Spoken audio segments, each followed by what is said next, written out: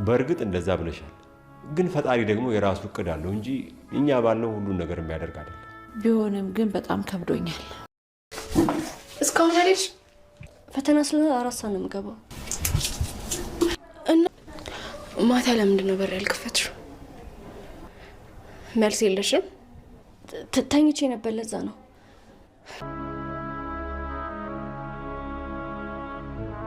ያኔ እኮ እናቱ ወንድ ልጅ ከነቃጩ ለወለድኩ ብላ ይሆናል። ትሰሚኛለሽ? በጣም ታግሽሻለሁ። ተልቀቀኝ። ከዚህ በኋላ ስለ እናቴ አንድ ነገር ብታወሪ ማለት ነው እገልሻለሁ። ልቀቀኝ። በማከብረው ሰው ስናቅ አልወድምሽ። እሺ ይቅርታ። ቆይ ከሄኖክ ጋር ምንድን ነው የተፈጠረው? ራሱን ጠይቀው። እሷን ጠይቃት፣ አንቺ እሱን ጠይቂው። ቆይ ምንድን ነው? ማታ ሰክሮን የቤት መጥቶ ነበር እና እኔ ጋር ነው ያደረው። ከዛ ለኪራ እንዳትነግሪ በሚል ሰበብ ነው እንደዚህ ያደረገኝ። ምን ብዬ ማሰቤ ወንድሜ ኪራ። ናሆሜ ደውሎ ጽናት አለች ረፍት አድርጊ አለኝ። አይ ጥሩ፣ ቤት አረፍሻ? አዎ፣ ግን እንዴት ነው ቻው ሳልልሽ ምን እንደ በፊቱ ትወደኛለህ? አይኔን እያየህ አውራኝ። ቅድም ያልከውን ድገም። ጤና ይስጥልኝ ክብሯንና ክብሯን የቻናሌ ቤተሰቦች፣ ሰላማችሁ ዛሬ ያላችሁበት በዓለም ዳርቻ ያላችሁ ወገኖች በሞላ እንዴት ናችሁ? እንዴት ከረማችሁ? ጽናት ድራማ ዛሬ ደግሞ ይዤ መጥቻለሁኝ። ላይክ፣ ሰብስክራይብ፣ እንዲንሸር በማድረግ አበረታቱኝ እያልኩኝ ሙሩ በአሁኑ ሰዓት ልጇን ስላጣች በጣም በጸጸት ውስጥ ነው ያለችው። አልጋ ላይ ተኝታ ማንንም ማናገርም ሆነ ማውራት አትፈልግም። ሰኒን አግቷት የነበረው ዛሬ ላይ ረድቷት ወደ እህቷ ቤት ተመልሳለች። ታዲያ እሱም አብሮ በመቆየት የተነሳ ስላፈቀራት ፍቅሩን ግን መግለጽ አልቻለም። ዛሬ ላይ ግን አጋጣሚውን ተጠቅሞ እንደሚወዳት ነግሯታል። እሷን ብትሆን እንደምትወደው መልሳለታለች። ነገሩ የባሰና የከረረ ሲሄድ ጠላቶቿ አሁንም ቢሆን አልተዋትም። እንገላታለን ብለው እያስፈራሩት ነው ያለው። ጽናት ያሳለፈችውን የህይወት ታሪኳን አሁን ደግሞ የእሷ ሰራተኛ ያን ታሪክ እንዳይሆን ብላ እያስተማረቻትና እየደገፈቻት ትምህርቷን እንድትማር ከጎኗ ሆናለች። ታዲያ በጥርጣሬ ውስጥ ናት። የት ነው አምሽተሽ የመጣሽው? የት ቆይተሽ ነው? በማለትም ትጠራጠራለች። በክርክር ላይም ይገኛሉ። ሁለቱም ሲወጡና ስትወጣ ቆይታ ስለምትመጣ ጽናት ደግሞ ጥያቄዋን እያበዛች ነው። አንድ በኩል ደግሞ የናሆሜ እናት በጸጸት ውስጥ ነው ያለችው። እኔ ነኝ ለዚህ ሁሉ ተጠያቂዋ፣ ሙሩንም ሆነ ናሆሜን ልጅ ውለዱ ብዬ ባላስጨንቃቸው ነበር ይሄ ሁሉ ነገር አይፈጠርም ነበር በማለትም ተጸጸታል። ትንሿ የቤት ሰራተኛ የጽናት እቃ ያጠበች ነበር ጠዋት። ታዲያ ፈተና አለብሽ ሂጂ ቶሎ እኔ አጥበዋለሁ በማለትም ጽናት ፍቃድ ትሰጣታለች። ታዲያ ጽናትም ያለፈ ህይወቷ ላይ የኔ ህይወት እስቲች ላይ እንዳይደገም መማር አለባት፣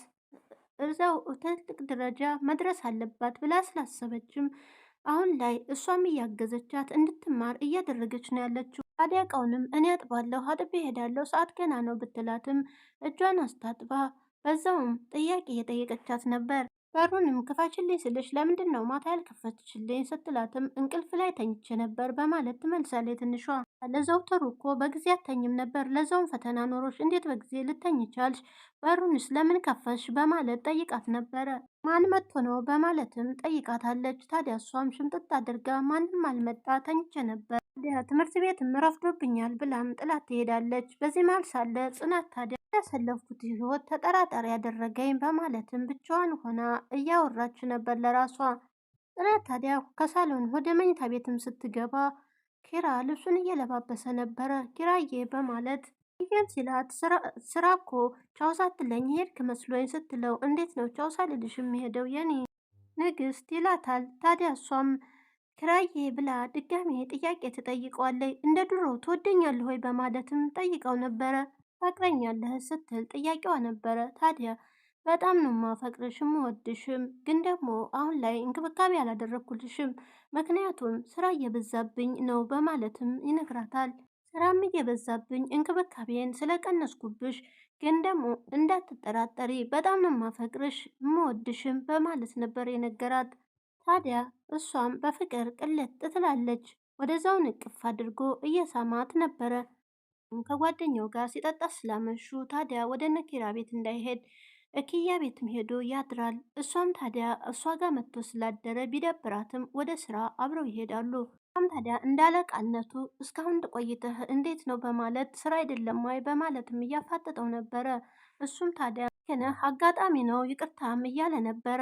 ታዲያ ከቢሮም ሲገቡ ተኪያ ጋር ተከታትለው ነበር የገቡት። ታዲያ አንድ ላይ ነው ወይ የመጣችሁት በማለት ሲጠይቃቸውም ግን ደግሞ እፍረት ስለነበረበት ኪያ ቤት አድሬያለሁ ለማለት አንገቱን አቀርቅሮ ነበረ። በጣም የሆኑ ታዲያ ኪራ ወጣ ሲል ሄኖክም በኪራ ፋንታ ኩርሱ ላይ ቁጭ ብሎ ነበረ።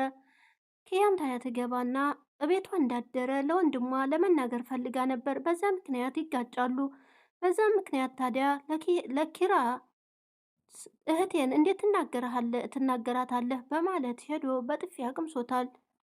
እስከ ማነቅም ደርሶ ነበረ። ግን ደግሞ ሄኖክ እኔ ድሮን ማንነቴን አይደለሁም አሁን ተለውጫለሁ፣ አሻሽያለሁ፣ በድሮ ማንነቴን እያነሳህ አንገቴን አታስደፋኝ በማለትም መልሶለታል። ታዲያ ኪያም እየተማታችና እየተደባደበች እሷ አቅታይን ሳይሆን አንተን አክብሬ ነው ዝም ያልኩህ እህትህም ስለሆነች አክብሬያት ነው በማለት እንጂ መምታት አቅቶኝ አይደለም በማለትም ነግሮታል። በመሃላቸውም ጭቅጭቅ ተፈጥሯል። ጽናትም ወደ ሙሩ ጋር ሄዳ ለሙሩ አንዳንድ ነገሮችን እጇንም ሆነ እግሯን እያንቀሳቀሰችላት ነበረ። ሙሩ ግን ምንም ነገር መናገርም ሆነ ምንም ነገር ማለት አልፈለገችም። በዝምታ ውስጥ ነው ያለችው። ሰውነቷን መስያጅ ምግቧንም እያዘጋጀች እያበላቻት ነበረ። የጓደኝነቷን የእህትነቷን ጥግ እያሳየች ነበረ። ጽናት በተራ ጓደኞቿ እየተንከባከቧት ነው ያሉት። የናሆሜም እናት ታዲያ በጭንቀት ውስጥ ነው ያለችው። በአሁኑ ሰዓት ህልም እስከ ማየት ድረስ ልጄ ከባድ ችግር ውስጥ ነው ያለው ናሆሜ እና ምግብ ራሱ ሊበላ አልቻለም፣ ሰውነቱ ሁሉ ጥፍትፍት ብሏል በማለት በጭንቀት ውስጥ ናት። ለሙሩም ቢሆን በጣም እየተጨነቀች ነው። እኔ ልጅ ውለዱ ባልላቸው ይህን ሁሉ ነገር አይደርስም ነበር በማለት በጸጸትም ውስጥ ገብታለች። የናሆሜም አባት ያለውን ነገር እየነገረችው ነበር። ታዲያ የናሆሜ አባትም ባለፈ ነገር መለስ ብሎ መጸጸት አያስፈልግም፣ አሁን ላይ ነው መንከባከብ ያለብን፣ የሚሆነው ነገር ማድረግ አለብን። ባለቤታቸውንም ታዲያ የናሆሜ አባት እያበረታቱና እያጽናናቷቸው የወደፊቱን እንጂ ያለፈ ነገር አትጸጸጪ በቃ በማለትም እየነገራቸው ነበረ። ትንሿ ታዲያ የነኪራ የቤት ሰራተኛ ችግር ውስጥ ነው ያለችው፣ ከባድ ችግር ውስጥ። ታዲያ የኪራ ጓደኛ ሙዜ የነበረው አሁን የመጣ ነው። ታዲያ እሱም እወድሻለሁኝ ታዲያ አፈቅርሻለሁ በማለትም እያጨናነቃት ነው። እሷም ታዲያ ትምህርቴን መማር እፈልጋለሁ፣ ከነጽናትን ቤት መውጣት አልፈልግም እባክት ወይም በማለት እየለመነችው ነበር። እሱም ታዲያ እኔ ሰዎችን ካፈቀርኩ በቀላሉ መራቅ አልችልም፣ ታዲያ አላስወጣም አላስገባም ብሏታል። በሄደችበት እየጠብቃታል፣ በወጣችበት በገባችበት እያጨናነቃት ነው ያለው። ትምህርቷን መማር አልቻለችም። ምክንያቱ ምን እንደሆነ ባይታወቅም ታንቺ ፍቅር ይዞኛል ልተውሽ አልችልም በማለት አናግሪኝ አውሪኝ ቁሚ በማለትም ጊዜዋን እየገደለባት ነው። ጽናት በአንድ በኩል እየተጠራጠረች ለምን ትቆያለች በማለት ሁለቱም ፍጥጫ ላይ ነው ያላችሁ። በኩል ደግሞ ጆከርን እየደወለ የሚያስፈራራው ሰው አለ። ሰኒን እንገላታለን እናግታታለን እያሉ የሆነ ነገር እናደርጋታለን እያሉ እያስፈራራቱት ነው። ታዲያ እሷን ተዋት እኔን እንደፈለጋችሁ አድርጉኝ በማለትም በዛ ሰዓትስ እየተጨቃጨቀ ሳለ የሆነ ፌስታል ነገር በር ላይም ተቀምጦለት ውሰድ ተብሎ ነበር። እሱም ይዞት ገብቷል። ፌስታል ውስጥ ያለውስ ምንድን ነው በማለት በፍራቻ እየተንቀጠቀጠ ነበረ። ለመክፈትምና ለማየትም በፍራቻ ውስጥ ስለነበረ ወደ ቤት ይዞት ከገባ በኋላ ሊከፍተው ሲል ሰኒ ትመጣለች። ታዲያ እሷም ስመጣ ቶሎ ብሎ ወደ ሶፋው ጋር ይደብቀዋል። ምንድን ነው ከኔ የደበቅከው አይቼሃለሁ በማለትም ሰኒ ትፋጠጠዋለች። ታዲያ በመሀላቸውም ጭቅጭቅ ተፈጠረና ሰኒን እሄዳለሁ በቃ በማለትም ሁለቱም ቆመው ተፋጠው ነበረ። በመሀላቸውም ሁለቱም ይፋቀራሉ። ሳድ ውስጥ ያለውን ካላየው ብላ ሰኒም ስትከራከረው አላሳይሽም በቃ ሄዳለሁ በማለት ምን አገባሽ እየተባባሉን በመሀላቸው ብዙ ሰዓት ሲጨቃጨቁ ከቆዩም በኋላ ታዲያ ድፍረቱን ያገኝና ይስማታል። ሰኒ እኔ ወድሻለሁ በጣም ነው ማፈቅርሽ፣ ግን ደግሞ በቅርብ ጊዜ እኔ ታሰራለሁ በማለትም ጥሩ አይደለም፣ ግን ደግሞ ለአንቺ ልዩት ያለ ስሜት አለኝ። ሰኒ ልጎዳሽ አልፈልግም፣ እኔን አፍቅረሽ እንድትጎጂ አልፈልግም፣ መሄድ አለብኝ በማለትም ነበረ። ሰኒም ታዲያ ሰኒም አትወድህም ያለህ ማን ነው በማለት ግልጽ በሆነ አማርኛ ትመልስለታለች። ግን ደግሞ ለአንቺ አልገባሽም በማለትም ቤቱን ጥሎ ወጥቷል። ናሆሜ አሁን ላይ በጣም ትልቅ ችግር ውስጥ ነው ያለው። ባለቤቱም በህመም ላይ ነው የምታገኘው ሙሩ። በዛ ላይ ደግሞ ልጁን ስላጣ ያን ሁሉ ሲያስታውስ ፍዝዝ ብሎ ድንዝዝ ብሎ በጣም በሚያሳዝን ሁኔታ ውስጥ ነው ያለው።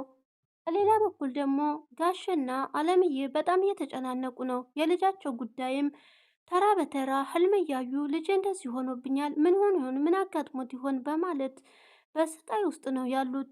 ላይ ምግብ እየበላ አይደለም፣ ምን ላድርገው ልጄ እየተጎዳ ነው በማለትም የናሆሜ እናት ትናገራለች። አቶ አያሌውም ታዲያ ልጄ ናሆሜ ጠንካራ ነው፣ ምንም አይሆንም በማለትም ያበረታቷታል። ብሆን ከአንቺ ቀድሜ ነበር የምታመመው፣ ናሆሜ ግን ጠንካራ ነው በማለትም መልሰውላታል።